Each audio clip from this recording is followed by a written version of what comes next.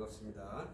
우리는 기독교란 무엇인가? 라는 제목으로 한 학기 동안 진행을 하려고 합니다. 기독교란 무엇인가?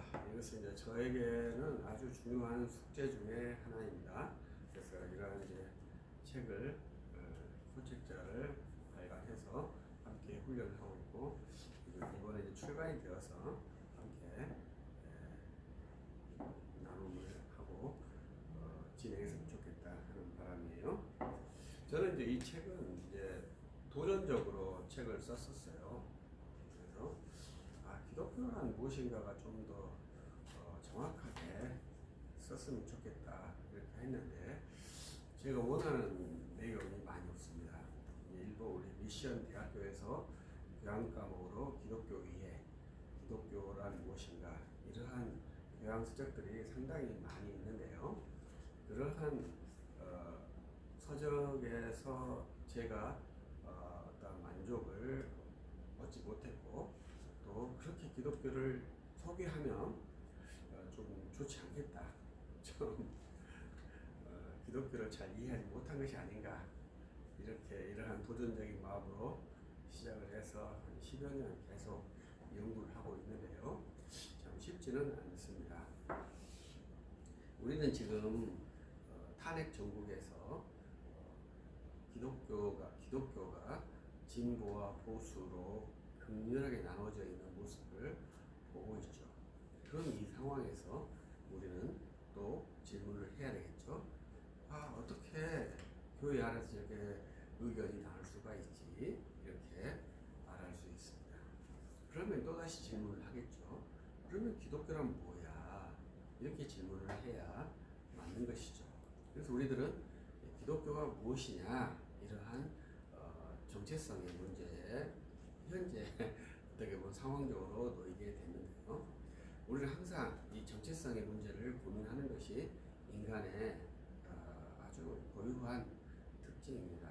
또 우리 사회가 경제적으로 부유하게 되었잖아요.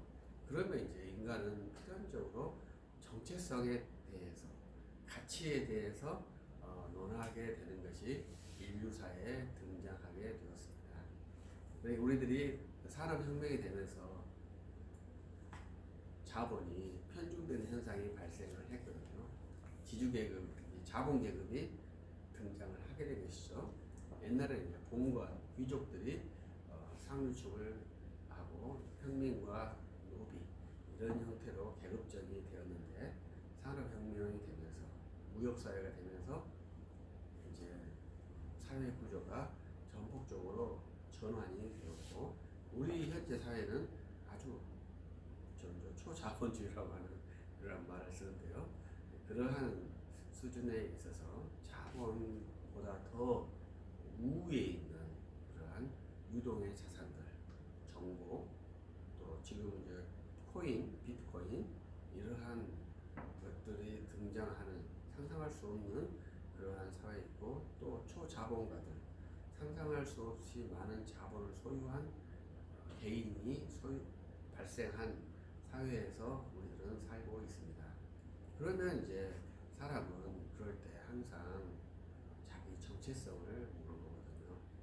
우리는 크리스천으로서 또 인간의 정체성과 함께 내가 믿는 종교의 정체성을 묻는 것이 우리들의 기본 훈련입니다. 우리들이 과연 어떠한 종교인가 이러한 훈련을 하게 되는 것이죠.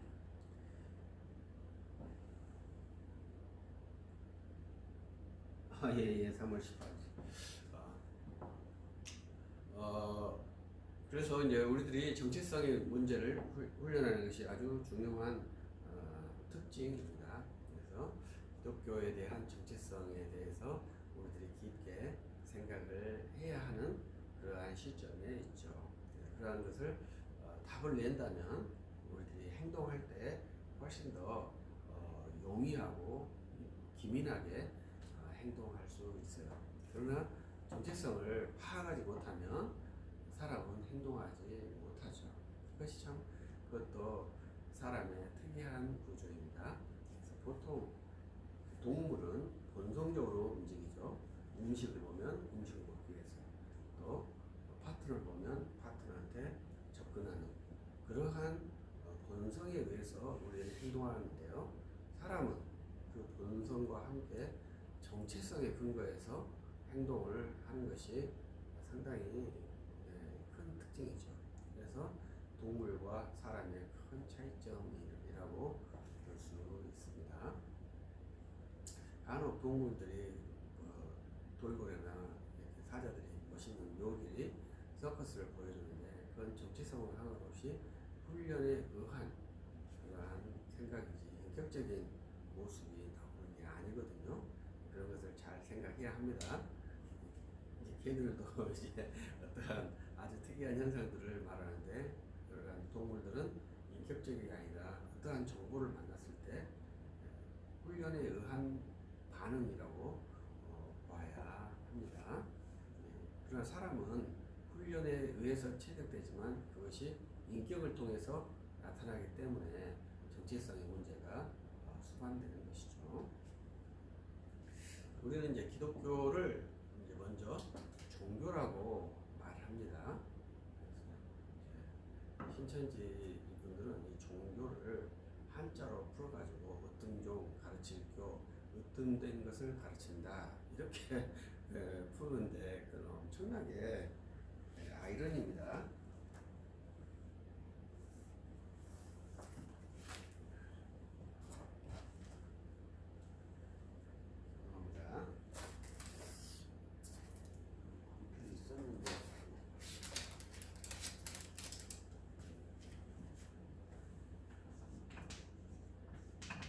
종교를 으뜸종 이게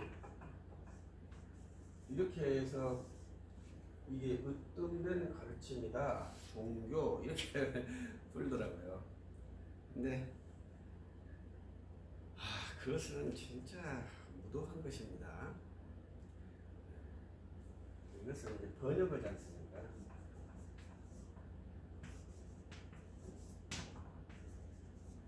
이것에 대한 번역을 있기 때문에 이 종교 자체로 이 단어의 뜻은 아무런 의미가 없어요. 대칭어이기 때문에요. 이러한 단어를 이제 옛날 우리 번역 방식에는 만들어서 번역을 했습니다. 예를 들면 라디오 하면 지금 우리는 라디오 이렇게 그대로 소리나는 음까지로 일본하고 우리나라를 사용을 하거든요. 옛날에는 우리들이 이러한 것을 전축 이렇게 막 또 말했지 않습니까? 외래어를 우리나라로 올 때 어떻게 오느냐 이러한 훈련인데요. 이제 약 500년 전에는 함중일이 공통적으로 외래어를 만나면 우리 사회에 없으면 언어를 신조 새로 만들어서 그 외래어를 채택을 했어요. 이러한 것이 우리 사회에 엄청나게 많습니다. 그래서 이러한 일을 잘하는 나라가 중국하고 일본이고요. 우리나라는 일본에서 번역된 어휘들을 많이 차용해서 쓰고 있습니다. 소립자, 중성자 이러한 것은 일본에서 만드는 어휘라고 봐야 합니다. 근데 옛날에 오래전부터 사용했던 것들은 함중일이 공통으로 사용하기도 하고 또 다르게 사용하기도 하는데 이 종교는 공통적으로 사용하는 오해 중에 하나입니다. 그런데 중요한 것은 릴리전이라는 단어를 이제 번역한 것이 종교라는 것입니다. 그러면 이제 이게 옛날에는 이 단어가 오기 전에는 우리에게는 종교가 없었다는 것이 되는 것이죠. 그걸 우리가 잘 이해를 해줘야 되죠. 이해하셨나요? 그러니까 옛날에 이 단어가 오기 전에는 우리 사회에는 종교라는 개념이 없었어요. 이 종교라는 개념은 유럽에서 만들고 유럽에서 형성한 그러한 개념이에요. 그래서 이 종교는 본래는 기독교를 종교라고 합니다. 그래서 기독교가 뭐냐 했을 때 기독교는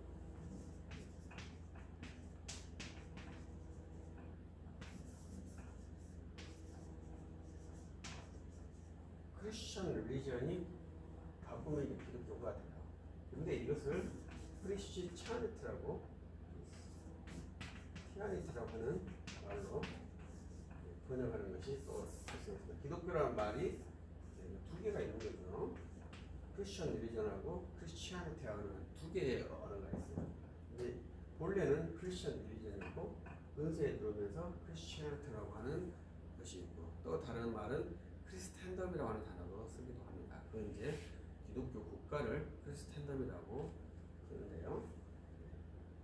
기독교라는 번역을 두 개로 하고 있다, 이렇게 아시면 되고요. 근데 우리는 저도 영어로 이제 크리스치아니티라고 하는 말로 What is Christianity?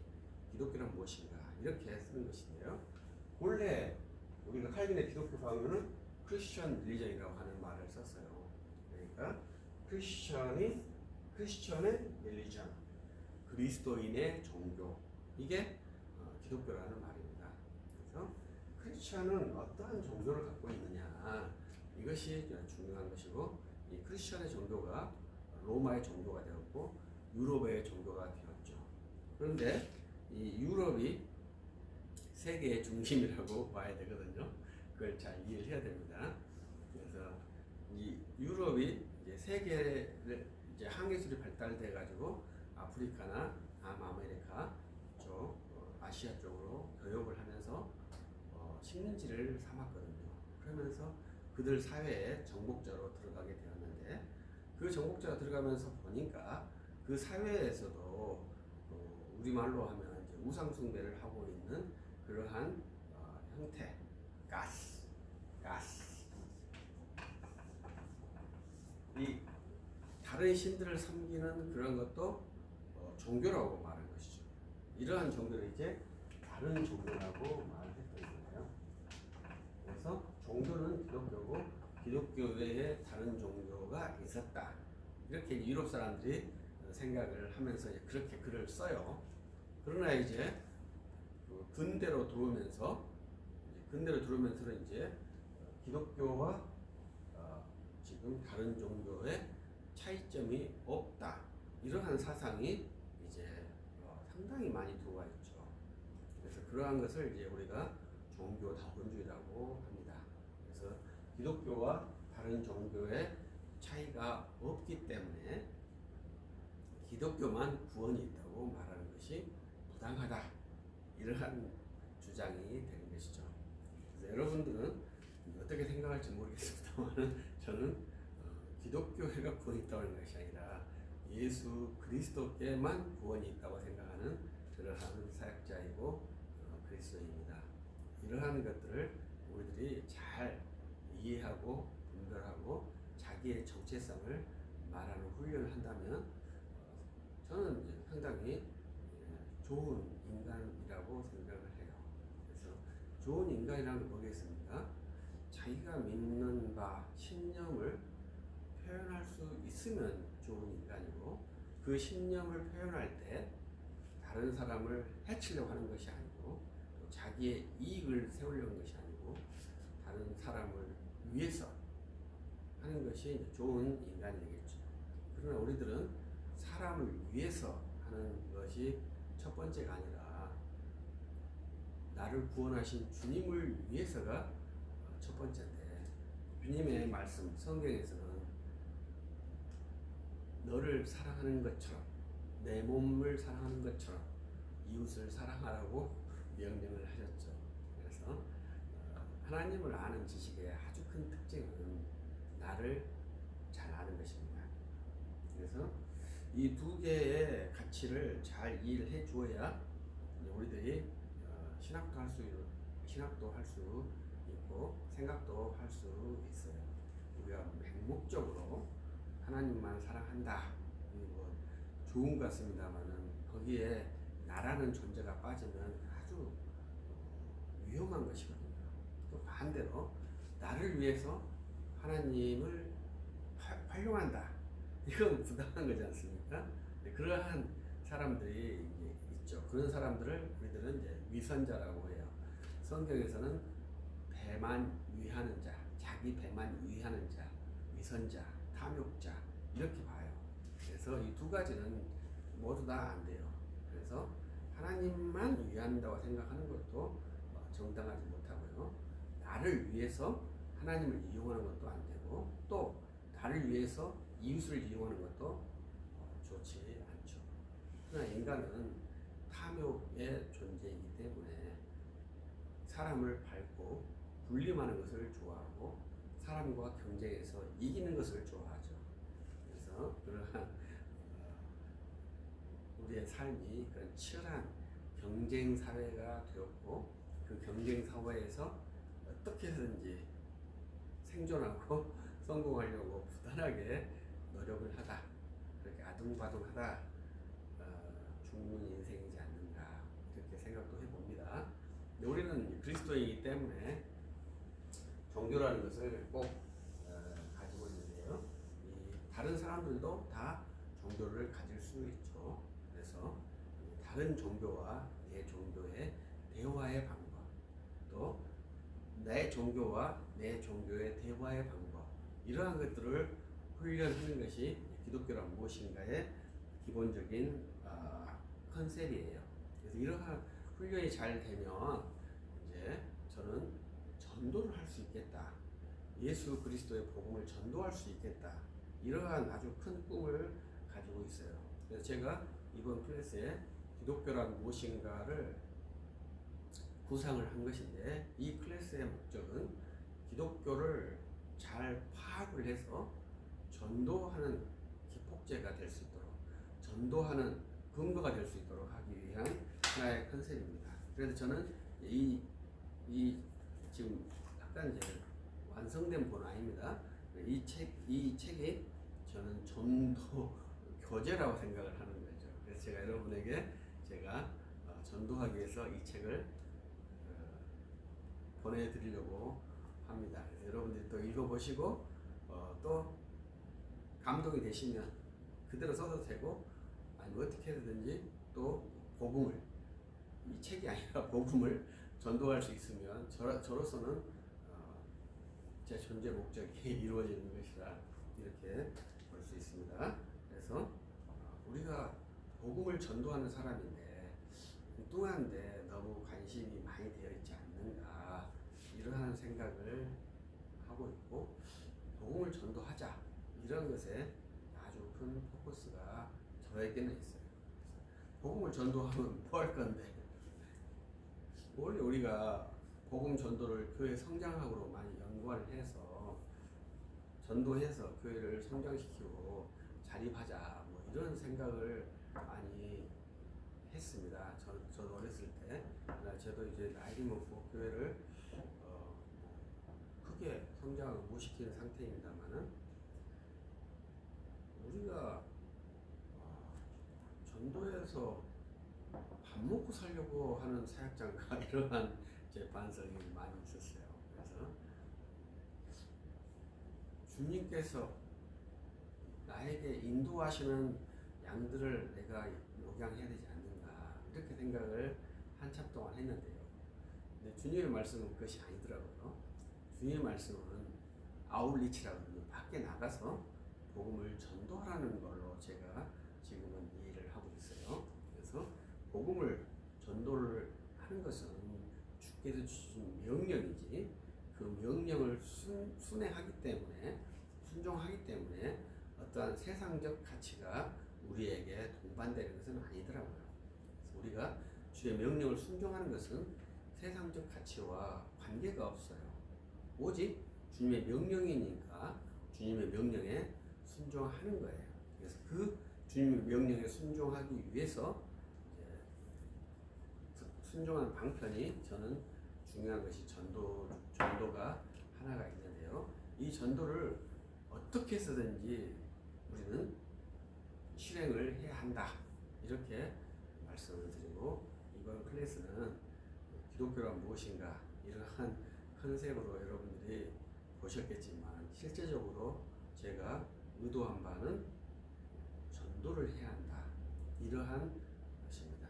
그래서 저는 이제 사람을 대면한다. 전도는 대면이지 않습니까? 대면을 해서 전도를 하는 것이 상당히 어려운 기술입니다. 사람을 얼굴을 보고 이야기하는 것이 쉬운 일이 아닙니다. 그러나 이 일을 해내야 하는 것이 우리 그리스도인들의 아주 큰 과제이죠. 그것을 위해서 또 반복한 것은 자기 정체성을 확립하는 것이 대면하는데 아주 중요한 요소이더라고요. 내가 누구인가 이것을 아는 것이 상대방을 대면할 수 있는 아주 중요한 기술이에요. 그런데 사람들은 자기가 누구인지 잘 모르는 것 같아요. 그래서 저도 그렇습니다만 소크라테스의 과제도 그렇습니다. 너 자신을 알라. 근데 너 자신을 알라의 중요한 태제가 뭐냐면 너가 모른다는 것을 알아야 한다는 것이 소크라테스의 기본 태제입니다. 그래서 이것은 우리 인류의 아주 중요한 숙제거든요. 너가 아는 것이 무엇이냐는 게 아는 게 아니라 너가 모르는 것이 무엇인지를 아는 것이 너 자신을 알라의 기본적인 태제인데 우리들이 신학할 때도 내 정체성을 안다는 것은 결국 나를 모른다는 그러한 함정에 들어갑니다. 그렇기 때문에 그 수준에 들어가면 이제 상대방을 대면하면서 이야기할 수 있어요. 근데 우리 기독교는 내가 믿는다는 것을 안다. 우리가 안다. 깨달아야 한다. 이런 것을 많이 주장했지 않습니까? 그래서 안다는 것이 안다고 주장하는 것이 경박하다는 것을 잘 몰라요. 그래서 모든 이단들은 다 안다고 주장하는 거잖아요. 대표적인 안다 주장이 신천지애들이지 않습니까? 거기는 얼마나 잘합니까? 요한계시록을 다 달통했다고 하잖아요. 그렇게 잘한대요. 그것이 씩씩하고 똑똑한 줄 아는 거죠. 그러나 세상에서 가장 무식한 행동이 안다는 거예요. 그래서 안다는 것은 모른다는 것인데 그건 소크라테스 가르치고요. 우리 성경의 가르침도 유사하죠. 우리는 내가 잡은 것은 놓아야 되니까요. 잡은 것을 잡고 있으면 그것은 사도 바울이 배설물이라고 그렇게 말하셨으니까 내가 이 잡은 것은 모두 다 배설물로 여긴다. 이렇게 말하는 것이 우리 성경적 표현이죠. 그래서 우리들은 안다고 하는 것이 매우 충격적인 내용입니다. 그래서 아는 것이 안다고 내가 생각하면서 사는 것은 일종의 착각이죠. 우리는 그러한 기능을 할 수 없기 때문에 그래서 내가 아니까 내가 아는 만큼만 대화하니까 대면 능력이 없는 겁니다. 그러나 내가 모르면 대면 능력이 발생을 하게 돼요. 그래서 제 계산입니다. 내가 모르면 상대방의 말을 들을 수가 있거든. 그래서 계속 듣고 또 내가 아는 만큼 이야기를 해줄 수가 있어요. 그것이 이제 저는 우리들의 대화의 기법이어야 되지 않는가 이렇게 생각을 해요. 저도 이제 조금 뭐 안다고 생각하는 인간이기 때문에 상대방 이야기하면 잠깐 말을 끊고 이야기를 할 때가 상당히 많아요. 그것은 이제 시간의 문제 때문에 저는 그러는데 우리가 대화할 때 자기의 생각으로 재단을 하면서 가는 것이 이제 경청에 문제가 있는 것이죠. 그러면 이제 대면 능력이 떨어지는 거예요. 그래서 우리들은 대화의 기본이 경청이라 하잖아요. 경청하기 위해서는 내가 모른다는 것을 아는 것이 아주 중요한 훈련이죠. 그래서 전도하는 여러 가지 훈련은 저는 우리가 밖에 나가서 열심히 외치고 열심히 전하고 이렇게 하는 것이 전도라고 생각하는데요. 그렇지 않습니다. 군인들에게 필요한 것은 총 쏘는 훈련만큼 중요한 것이 정신교육입니다. 그래서 군인들은 정신교육을 반드시 받아야 되죠. 우리 독립군들도 정신교육을 많이 받았습니다. 그들의 그 핵심 군사 교육의 핵심 과목이 뭐였겠어요? 역사 교육이었어요. 그래서 우리들이 국군을 침탈당했는데 그 역사 교육을 받는 겁니다. 그래서 그 정체성의 근거에서 방아쇠가 총을 당기고 적군을 향해서 돌진할 수 있는 것이지, 정체성이 없으면 내가 살인을 하고 있는 것인지 나라를 지키고 있는 것인지 혼돈조하거든요. 근데 내가 살인자로 생각하는 군인이 있으면 어떻게 이 나라를 지키겠습니까? 이 나라를 지킨다는 정체성과 적군인 사람을 피격하는 것, 쏘는 것, 이 두 개의 가치가 이퀄이 되면 안 되죠. 대한민국을 지켜야 한다는 가치가 월등해야 되죠. 그래야 나와 똑같은 사람인데 적군이 오는 사람을 향해서 내가 총을 쏠 수가 있죠. 그렇기 때문에 국가에 대한 충성, 정체성 교육을 상당히 많이 시켜야 됩니다. 그래야 빠르고 기민하게 군인들이 움직여요. 우리들도 마찬가지죠. 우리들도 십자가의 군사니까 열심히 전두환 훈련을 하는 게 아니라요.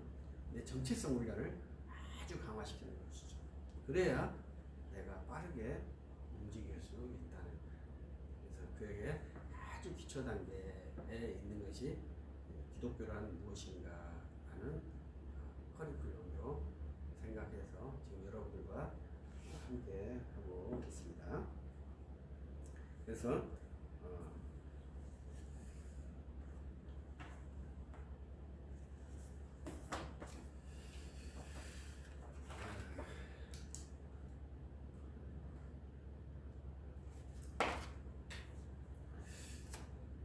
이제 기독교란 무엇인가를 그렇게 생각을 하고 있어요. 그래서 기독교란 무엇인가를 여러분들이 깊게 생각하고 훈련해봤으면 좋겠고, 여러분들이 이 책을 받으시면 계속 읽어보시고 의문난 점이 있으면 질문하시고, 이 책이 좀 부족한 점이 있다 또 질문하시고, 어떤 좋은 방향이 있을 것이다 또 말씀해 주시고, 그러면 저는 또 그 의견을 수렴해서 또 다시 이것을 고치고 또 고치고 또 고치고 마지막 때까지 고쳐서 마지막 이 전도형 책자는 제가 죽은 뒤에도 유통될 수 있기를 기대하는 마음이 있습니다. 그래서 기독교란 무엇인가를 여러분과 함께 생각하고, 먼저 종교는 이거에 대한 것이고, 우리들은 종교인이다, 이러한 생각을 해야 합니다. 그래서 제가 이러한 말을 좀 충격적인 말을 해봤어요. 당신은 신을 모시고 있습니까? 이렇게 말했더니 옆에 있는 분이 아니요, 저는 하나님, 신을 섬기는 사람입니다, 그렇게 말하더라고요.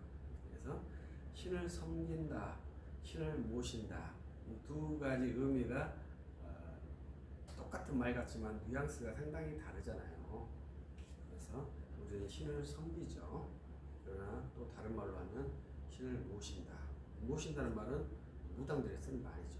그런데 제가 그러한 말을 과감하게 쓰는 것은 우리가 신이라고 하는 존재를 잘 인지하고 있어야 한다, 라는 것이 이제 종교의 기본이기 때문에 그래요. 우리가 신을 뭐라고 생각하느냐, 이것이 상당히 중요하죠. 칸트라는 분은 신을 의식의 기원자를 신이라고 정의를 했더라고요. 그래서 인지 가능한 신이거든요. 인지 불가능한 신이 있고 인지 가능한 신이 있고 그런 것이죠.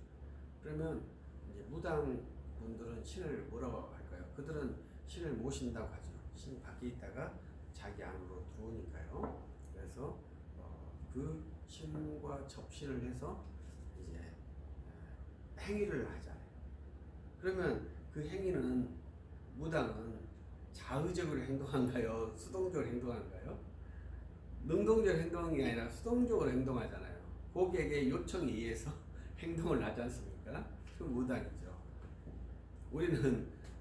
우리들도 종교인인데 우리는 능동적으로 행동하겠습니까? 수동적으로 행동하겠습니까?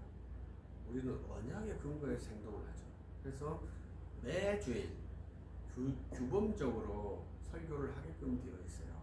그것은 수동적인 것도 아니고 능동적인 것도 아니죠. 법의 근거에서 우리는 하나님 말씀을 전하는 그러한 사역을 하고 하나님 말씀을 듣는 그러한 사역을 하게 됩니다. 그래서 우리들이 신이라고 하는 것이 내 필요에 의해서 천국에서 받느냐 아니면 약속된 장소에서 하나님께 받느냐 이러한 것의 차이점이 자연 종교, 무당 종교와 우리 언약 종교, 우리 기독교와의 큰 차이점이라고 봐야 합니다. 그래서 우리는 신에게 청구하는 것이 상당히 주저스러울 때가 있어요. 그래서 성경의 말씀에서도 먼저 그의 나라와 그의 의를 구하라고 먼저 이렇게 이제 내 니드를 청구하는 것이 좀 부당한 것처럼 이렇게 성경이 되어 있어요. 그러나 저는 이제 먼저 우리들은 니드에 내 욕구, 내 필요에 대해서 하나님께 아뢰일 줄 아는 것도 순수한 인간성 중에 하나라고 생각을 해요. 그것은 저는 이제 우리 야곱 할아버지께서 그러한 일을 잘 하셨다고 생각을 하거든요. 그리고 나중에 이제 후일에 이제 아들을 잃으시고 그때 이제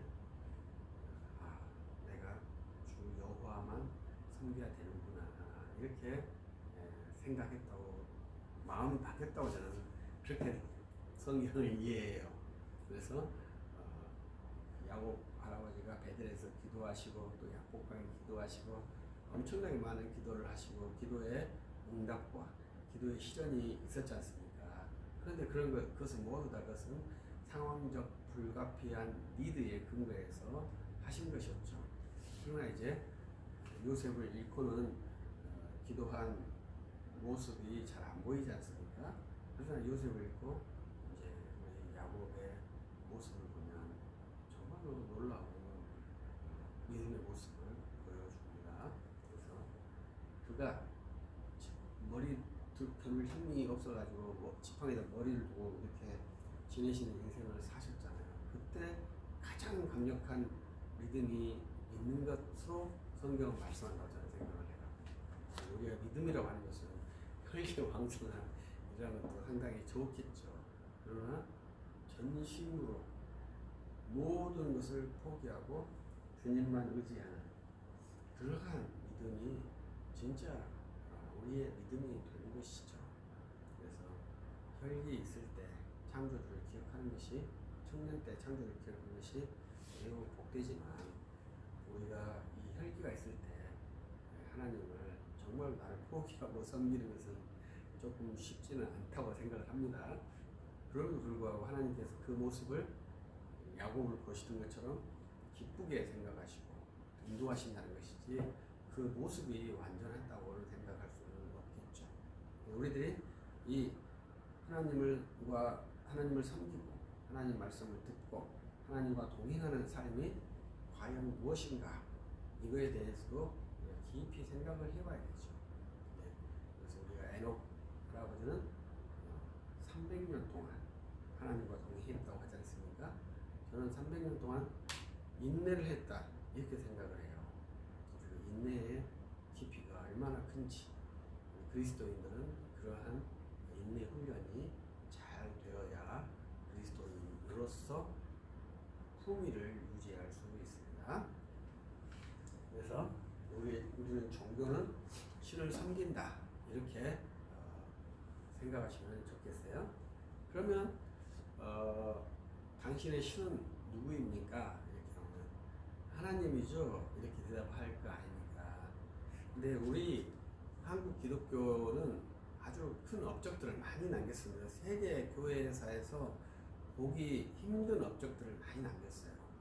그 중에 가장 대표적인 것은 우리 한국만 신의 일반 명사의 이름을 만들어 버렸어요. 우리 한국 교회가 그 일반 명사가 뭡니까? 하나님이라고 하는 단어예요. 그래서 우리들은 신하고 하나님이라는 단어하고 이 두 개의 단어가 문제는 다르다고 생각하는 거죠. 같은데. 그래서 우리가 이 신을 이제 귀신신이라고 하는 한자지 않습니까? 이 신은 귀신신이 아니다 이렇게 주장하시는 한자 크리스천 학자가 있었어요. 그래서 원래 100년 때 설문회자 때는 여기다가 귀신귀 같은 납신이 있었대요. 그것이 귀신신이고 이것은 참신을 사용하는 단어였다. 그렇게 주장을 하시더라고요. 그러나 어쨌든지 이 신이라는 단어에는 두 가지의 신 개념이 있다. 이렇게 이제 분석을 하신 것인데요. 우리들은 이제 일반적으로 귀신신이라고 하는데 그 한자 학자는 이것은 귀신신이 아니고 참신이다. 이렇게 번역을 해야 한다. 이렇게 이해하시는데 이 신이라는 단어가 하나님이라는 단어하고 구별해서 우리는 만들어놨어요. 한글로는 또 하느님이라는 단어가 있지 않습니까? 그래서 하느님하고 또 하느님하고 신은 같은 걸 생각하는데 그러면 이제 하느님하고 하나님하고 또 다른 걸 생각하는 성향이 발생하는 것이죠. 그것은 이제 우리들이 한국어가 좀 늦은 거라고 생각을 하셔야 됩니다. 하느님하고 하나님, 신, 세 개는 모양은 다르지만 내용이 같아요. 그래서 이것은 이제 사회의 계층별 훈련에 의해서 발생하는 그런 특이성이라고 봐야 되겠죠. 그래서 언어의 양상이 이렇게 독특하게 형성된 것인데 그것은 우리 개신교가 이 하나님이라는 단어를 만들었고 그 만든 단어가 이 사회에 안정적으로 정착이 되었다는 것이죠. 그래서 아마 제가 90년대, 95년도에 신대원에 들어갔는데 그때만 해도 국어사전에 하나님이라는 단어가 없었던 걸로 기억해요. 그런데 지금은 국어사전에 하나님이라는 단어가 있습니다. 뭐라고 등재됐을까요? 개신교도들이 부르는 신의 이름 이렇게 되어 있을 겁니다. 여기 개신교만 이렇게 쓴다 이거죠. 그것을 우리 개신교의 숫자가 많기 때문에 언어에 포집이 돼서 국어사전에 등재가 된 것이죠. 옛날에는 이 하나님이라는 단어를 쓰면은 국어사전에 없기 때문에 표준어법에 잘못된 것으로 표시가 돼요. 그래서 국어사전에 있는 대로 사용하자 뭐 이런 식의 주장도 가끔 하기도 했어요. 그래서 이제 이 단어는 언어라고 하는 것은 진리가 아니지 않습니까? 다수가 사용하는 것이 통용이 되고 채택이 돼요. 그것이 언어의 시장성이라고 하거든요. 그래서 우리가 이제 이 신과 하나님이라는 단어를 분리시키니까 나는 하나님을 섬긴다고 생각하지 신을 섬긴다고 생각하지 않은 거예요. 이게 가장 큰 문제라는 것이죠. 하나님을 섬기는 것은 뭐예요? 신을 섬기는 거예요. 그러한 인식이 정확하게 돼야 돼요. 그래서 하나님이 신이다 이렇게 이해하시면 맞습니다. 그래서 근데 나는 하나님을 섬기지 신은 섬기지 않아요. 이렇게 말하는 것은 상당히 문제가 많죠. 그래서 언어에 문제가 이미 꼬였기 때문에 지식의 재생산이 불가능한 그러한 구조입니다. 자기 주입된 말만 할 뿐이지 생산할 수 없는 그런 의식 체계가 되는 겁니다. 그래서 우리는 신과 하나님 인식 현재 갖고 우리는 하나님을 섬긴다, 신을 섬긴다, 하나님을 모신다. 하나님을 모신다가 가능하면 신을 모신다도 가능하겠죠. 이것을 잘 이해를 해서 종교와 연결을 해야 합니다. 근데 많은 분들이 기독교는 종교가 아니다 하시는 분들이 많아요. 종교가 아닌 기독교가 있죠. 그러한 기독교를 뭐라고 하냐면 도덕 종교라고 해요. 도덕 종교에서는 종교를 거부합니다. 왜? 신을 안 믿으니까요. 도덕 종교는 신을 안 믿어요. 인간의 탁월성을 믿어요. 그렇기 때문에 도덕 종교에서는 기독교는 종교가 아니라고 해요. 근데 우리는 그것을 뭐라고 해요? 도덕 종교라고 하잖아요. 인간을 신성하기 때문에 그런 것이죠. 도덕 종교에서는 그 기독교를 종교라고 하지 않아요. 그리고 또 다른 자유주의 형태에서는 기독교를 사랑이라고 해요. 종교가 아니라 사랑이라고 해요.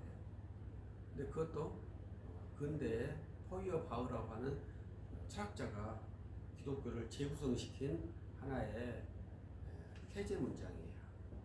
그래서 기독교는 교리가 아니고 사랑이다. 이러한 태제 문장이에요. 저는 기독교를 교리라고 생각하는 사람이거든요. 근데 그 사람은 이제 포이어 바우는 유명한 헤겔의 제자인데 그분은 이제 그 양반은 이제 기독교를 사랑이라고 정의했고 그러한 흐름이 우리들에게 상당히 많죠. 기독교는 종교가 아니고 사랑이야 이렇게 생각하시는 분들이 많죠. 그러면 기독교를 행동으로 보는 것이거든요. 그래서 우리는 기독교는 신을 예배하는 걸로 보는 겁니다. 그래서 어떠한 사랑을 행동하고 인간의 고유가치 도덕을 행동할 것인가 이렇게 생각하는 것이 아니라 하나님께 예배하는 그리고 내가 믿는 하나님을 전도하는 그러한 형태로 기독교를 지금 여러분들에게 구상시키고 있는 것이 지금 기독교란 무엇인가의 중요한 훈련입니다. 그래서 기독교를 반드시 종교라고 해야 그렇게 되는 겁니다. 그러면 기독교가 종교가 되면 예배 시간이 신을 섬기는 행위가 돼요. 그래서 예배 시간은 설교를 듣는 시간이 아니다 이 말이죠. 신을 섬기는 행위가 돼요. 그래서 예배 시간이 A부터 Z까지 시작부터 마지막까지가 신을 섬기는 행위이기 때문에 모든 것이 다 계시적 사건이 되는 것이죠. 그래서 설교를 듣는다. 예배 시간은 설교를 듣는다. 이렇게 생각하는 것은 가마적인 거지 않습니까? 그래서 예배 시간에 설교가 중요하겠죠. 그러나 예배의 한 요소이지 절대적 요소가 아니에요. 예배의 모든 순서가 다 동일한 절대성을 가지고 있어요. 왜? 다 하나님께서 주신 순서들이니까요. 그래서 예배가 중요한 것이죠. 그래서 신을 섬기는 자의 예배와 그 다음에 사랑하는 자의 예배가 그래서 달라지는 겁니다. 신을 섬기는 자는 신을 모든 예배의 시간 전체가 신을 섬기는 행동이기 때문에 오직 예배에 집중할 수 있죠. 그러나 사랑을 행하는 자에게 예배는 이게 내가 이것을 해도 되고 선택을 할 수가 있잖아요. 그래서 이 종교라고 생각하는 사람의 하는 예배와 종교가 아니라고 생각하는 사람의 예배는 아주 큰 차이가 있는 것입니다. 그래서 반드시 기독교를 종교라고 생각을 해야 합니다. 코로나 이후에 우리 교회가 얼마나 힘듭니까? 그 중에 가장 큰 이유가 뭐예요? 이렇게 비대면 온라인으로 예배가 가능한 것이 저는 아주 큰 충격이라고 생각을 합니다.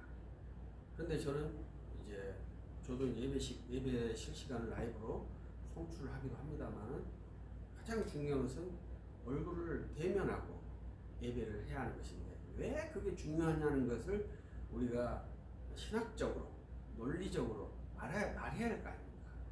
그것은 신과 관계가 있기 때문에 그래요.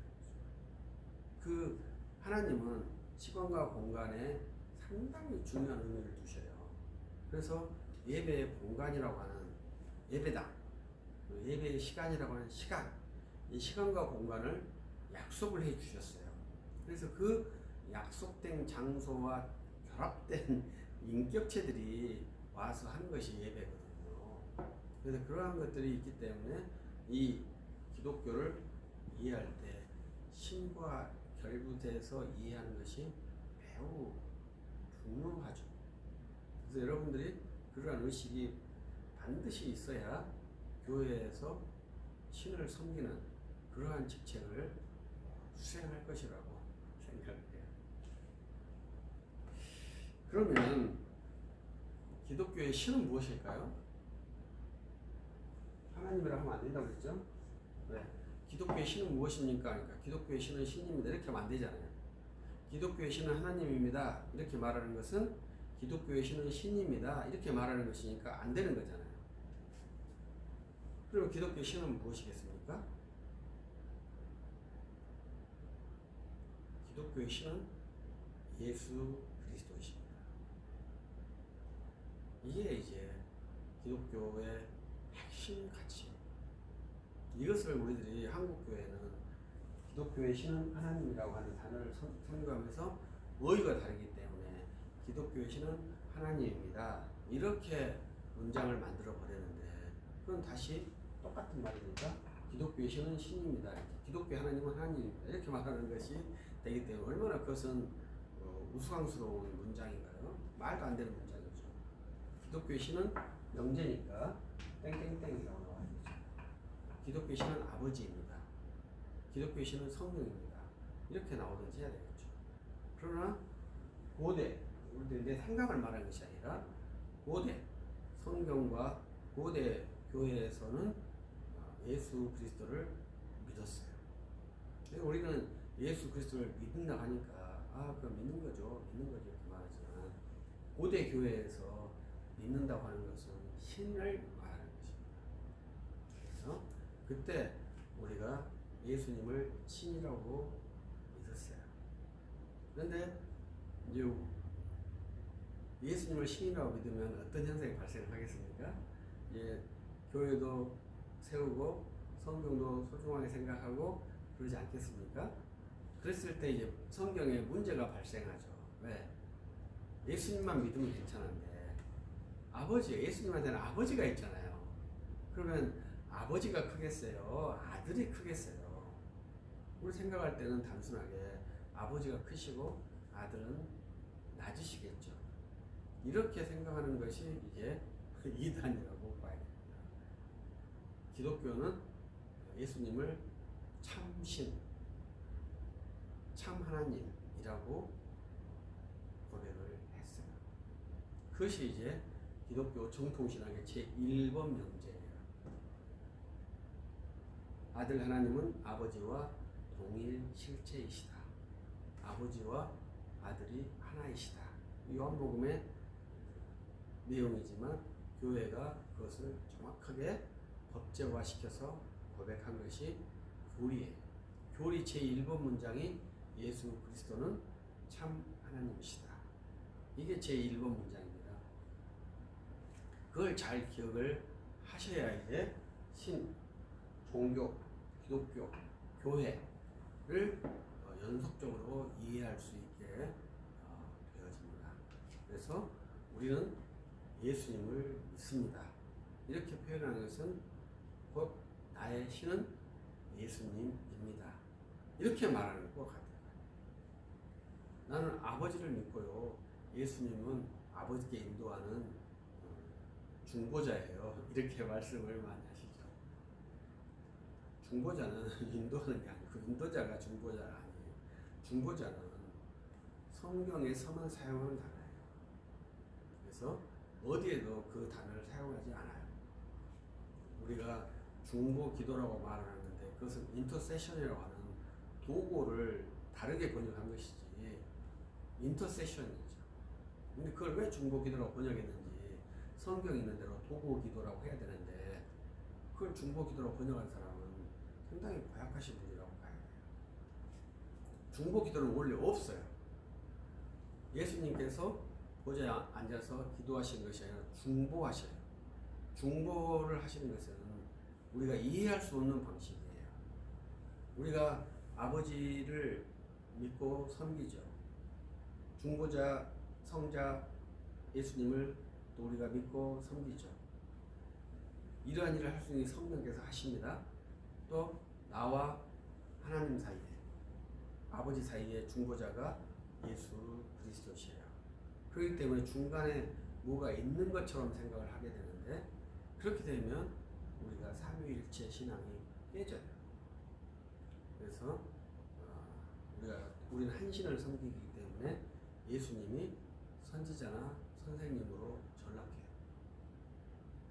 우리는 예수님을 참 하나님으로 섬기기 때문에 아버지도 하나님이시고 아들도 하나님이시고 성령도 하나님이시고, 그래서 이 모든 분이 다 참 하나님이시기 때문에 하나님은 한 분 한 실체예요. 그래서 예수님이 하나님이시고 아버지와 동일한 한 실체로서 하나님이시고, 그런데 우리들은 항상 예수님을 믿어요. 또 아버지를 전하는 것이 아니라 예수님을 전해요. 그리고 설교를 듣고 하면서 삼위일체 신앙이나 또 교회에 대한 정치 이해나 또 사회 봉사에 대한 이해나 이러한 다각적인 면들을 수행하게 되는데, 그 핵심에는 예수 그리스도를 믿는다는 거예요. 그 핵심에 예수 그리스도를 믿는다는 것이 있느냐가 매우 중요해요. 그래서 이제 우리들은 평가를 못하죠. 이제 다시 원점으로 돌아와서 탄핵이라고 하는 그러한 사안이 발생했을 때 탄핵을 인용해야 된다. 그래서 대통령을 파면해야 된다. 아니다. 탄핵이 각하나 기각돼야 된다. 대통령이 다시 복직해야 된다. 이러한 두 의견이 기독교 안에 있지 않습니까? 그러면 탄핵이 반대하기 때문에 예수를 믿는 사람을 정치적 이유 때문에 거부한다. 이 말이 되겠습니까? 어느 것이 더 크겠습니까? 예수님을 믿는 것이 훨씬 더 크다고 봐야 되죠. 예수님을 믿으면 내가 탄핵을 반대하는데 탄핵을 찬성하는 사람이 예수를 믿는다면 상호 존중해 줘야 되고, 내가 탄핵을 찬성하는데 저쪽에서 예수를 믿는다고 하면 또 상호 존중을 해줘야 되는 것이죠. 그것이 형제들의 기본적인 도리예요. 그런데 우리 현재 나오는 상황에서는 무조건 같은 교회에서도 탄핵을 반대하면 탄핵 찬성파에서는 증오의 화살을 어떻게 저렇게 할 수 있을까? 또 탄핵을 찬성한 반대쪽으로 어떻게 저렇게 할 수 있을까? 이러한 증오의 모습이 나타나는 것은 우리가 기독교 훈련이 좀 안 된 것이죠. 예수 그리스도를 믿으면 정치적 성향은 다를 수가 있더라도 그리스도를 믿는 이 카테고리 안에서 자유롭게 포용하고 수용할 수 있게 되는 것이죠. 왜? 그리스도를 믿는 믿음이 얼마나 놀랍습니까? 얼마나 놀라운지 모릅니다. 성경에 여러분들은 잘 믿으신지 모르겠습니다만 성경에 얼마나 충격적인 이야기들이 많은지 몰라요. 근데 그 말씀들을 우리가 그대로 믿잖아요. 하나님 말씀을 그대로 믿잖아요. 그것을 왜 그렇게 믿겠습니까? 예수 그리스도의 십자가의 피에 속죄함을 믿기 때문에 홍해를 마른 바닥처럼 건너가고 믿고요. 만나와 메추가라고 먹이신 것도 믿고요. 태양이 멈춘 것도 믿고요. 별의별 것을 다 믿어요. 그것은 십자가의 피로 속죄함을 받았기 때문에 믿는 것이지 내가 이해가 돼서 믿는 게 아닙니다. 그래서 우리가 이해할 수 없는 것들을 많이 성경에 나와 있는 기사들을 다 믿는데 그것은 이해가 돼서 믿는 게 아닙니다. 이미 더 큰 절대로 이해하지 못할 내 죄사함이 주 예수의 십자가의 피로 사함받았다. 내 죄를 사하신 주님은 하나님이시다. 이것 때문에 성경에 믿어지지 않는 모든 것들을 그냥 믿는 거예요. 내가 이해가 돼서 믿는 게 아니에요. 그래서 우리들은 은혜의 종교라고 하죠. 이성의 종교가 아니에요. 이성으로 어떤 것을 확립하려고 시도하는 것이 중세 천년에 있었는데 결국은 실패하고 우리 교회의 영향력이 상실되는 중요한 기초를 만들어놨지 않습니까? 교회는 언제든지 이성이 아니라 예수 그리스도를 믿음으로 교회를 세워야 합니다. 그래서 우리들은 다양한 생각이 있죠. 정치에 대해서 다양한 생각이 있죠. 이렇게도 생각할 수도 있고 저렇게도 생각할 수도 다 가능할 수 있어요. 그러나 예수 그리스도를 믿는 것에 대해서 후퇴하면 안 되죠. 그 그리스도의 성육신과 십자가의 대속의 죽음, 그 다음에 부활, 그리고 동정녀 탄생, 부활, 재림, 그리스도에 대한 우리 근본적인 사상을 후퇴할 수가 없죠. 그것을 정확하게 믿으면서 정치 활동을 하든지 경제 활동을 하든지 그러면 이제 여러 가지의 모습들이 삶에서 나타나지만 그 믿음 가운데서 저는 통일을 이룰 수 있고 또 부족하지만 또 우리들이 함께 할 수 있는 그러한 믿음의 담력이 있을 수가 있겠죠. 하나님께서 왜 우리를 사랑하실까요? 왜 나 같은 사람을 사랑하실까요? 하나님께서는 효율적으로 생각하셨다면 저를 목사로 만드시지 않았겠죠. 효율적인 인간, 외향적이고 포용적이고 똑똑한 인간들이 얼마나 많았겠습니까? 그런데 그러한 인간들 다는 아니겠습니다만 내버려두고 왜 이러한 사람으로 하나님의 사역자를 세우게 하셨을까요? 이해할 수가 없는 거죠. 그래서 교회는 효율성을 되는 게 아닙니다. 효율성을 말하는 것은 아주 위험한 것이죠. 자기가 효율적이라고 생각하는 것이니까요. 내가 효율적이기 때문에 하나님께서 나를 부르시냐? 하나님께 나를 부르신 지금 저는 몰라요. 부르셨기 때문에 그 부르신 자리에서 주의 일을 하는 것이죠. 그래서 우리들이 아는 것이 없어요. 딱 아는 것이 하나죠. 주 예수 그리스도의 피가 내 죄를 사하셨다. 이 복음이 내 심장에 박혀있고 그 복음으로 말미암아 내 죄를 사하신 주님을 믿고 그 주님의 이름을 전파하기를 원하는 것이 그리스도인의 기본 컨셉이 되어야 되는 것이죠. 그러면 우리들이 기독교인, 그리스도인이라고 말할 수 있죠. 그래서 이 크리스천 릴리전이라고 말할 수 있죠. 그리스도인이 믿는 신은 누구인가?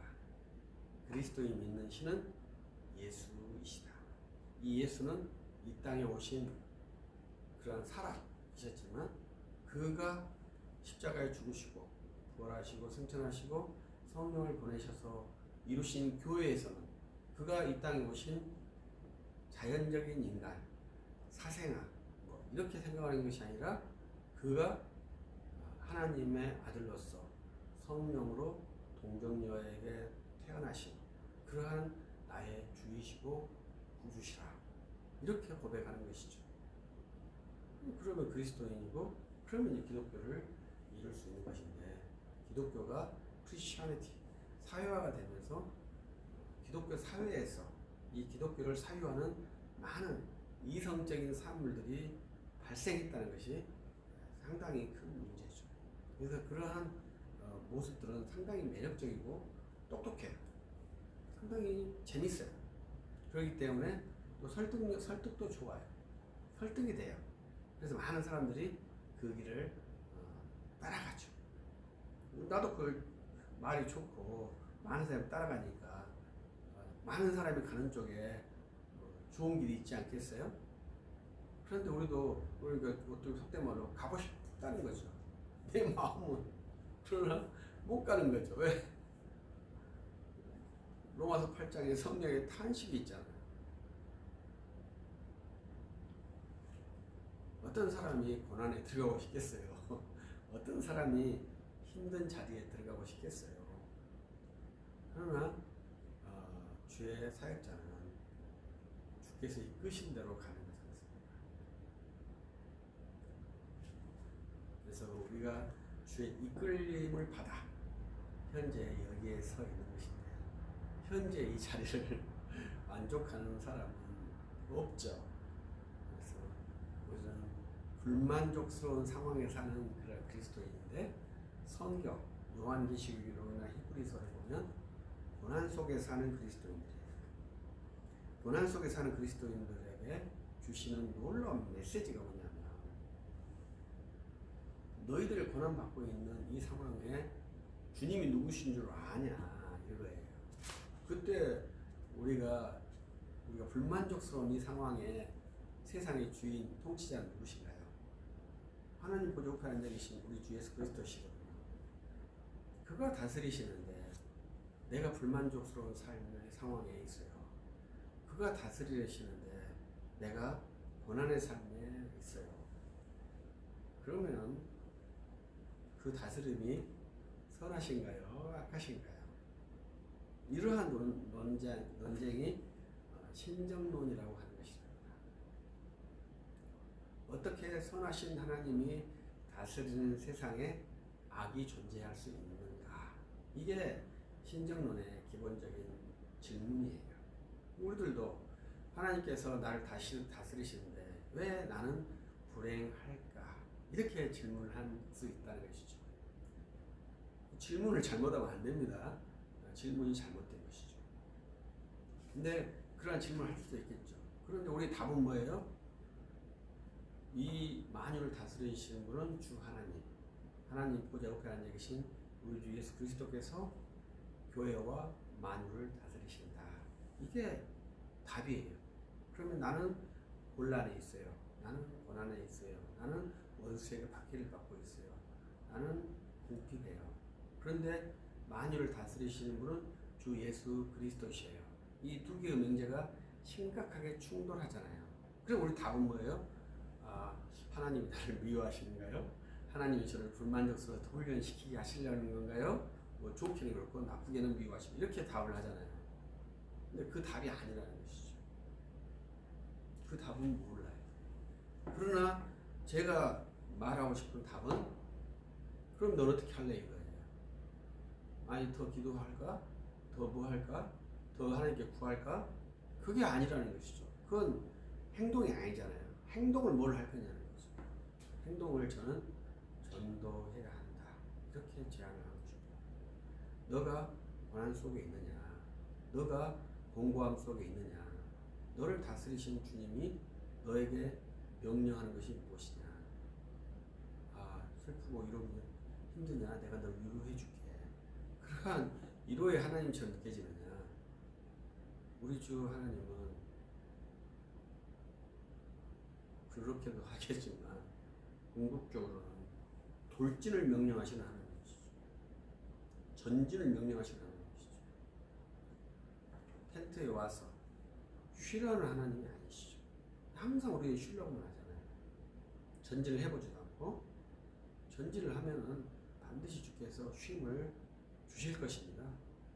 근데 전진도 해보지도 않고 적군과 싸워보지도 않고 쉬려고만 하니 이건 참 문제가 있다 생각을 하고요. 그래서 우리 교회의 가장 큰 문제는 탄핵을 반대하는 것, 탄핵을 찬성하는 것, 이거에 문제가 있는 게 아니라 복음을 전도하지 않는 것에 문제가 있다.